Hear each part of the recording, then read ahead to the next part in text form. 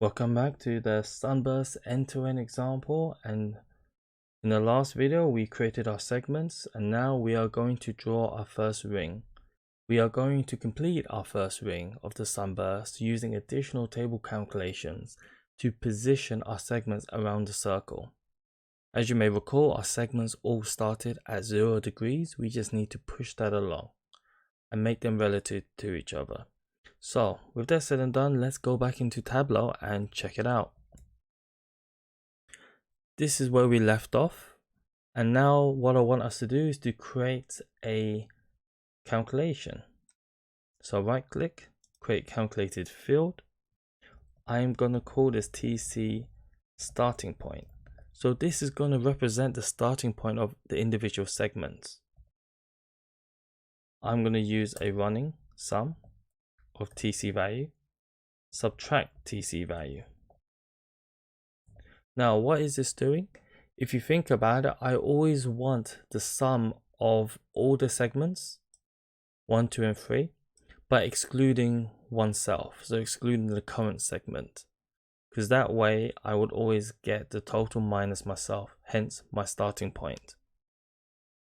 Because the starting point is going to be a percentage value, I'll need to multiply by 360 to get it as a degree value, so where it is on the circle itself.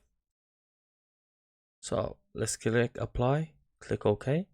So essentially figuring out what the percentage value is, if it's 10%, 5%, 50%, and then multiplying by the number of degrees around the circle it needs to go. So that is 360. Let's click OK. Now we need to modify our X and Y objects to include this. So that's what we are going to do now. Be careful with brackets. We want this to go in and be applied before it hits the radians. So we're going to add a bracket. And then we're going to add this right here. Be very careful with your bracketing here. One misplaced bracket can change a lot. And it can keep you searching for the answer for a long time. So do be very careful. That looks okay. Now we're going to change the Y by doing the exact same thing. Adding TC start point. Making sure that our brackets are fine, making sure that it goes in just before the radians.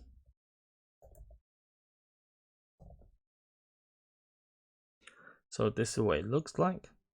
The way I always count it is that there's 3 brackets here, 2 on top, and there's 2 brackets on the right hand side before starting point or after starting point. Let's click apply. Okay, and now we need to modify the calculations. So beautiful. So right click on X and Y, go to compute using and select path bin. This is picture worthy, I tell you. However, we're not going to stop quite yet. Right click on the X, go to edit table calculations, and this is where we need to have a little bit of fun. For the starting point, I only want us to select label. For Y, I want us to do the exact same thing. Just select label, and like magic, it's there. So the starting point is only considering label, it's not considering the path bin, and it's giving us our value that we can use to multiply. And there we have it. This is our first level of the ring completed. So to review, we had our segments already. We created a TC starting point value, which calculated the starting point for each of the segments.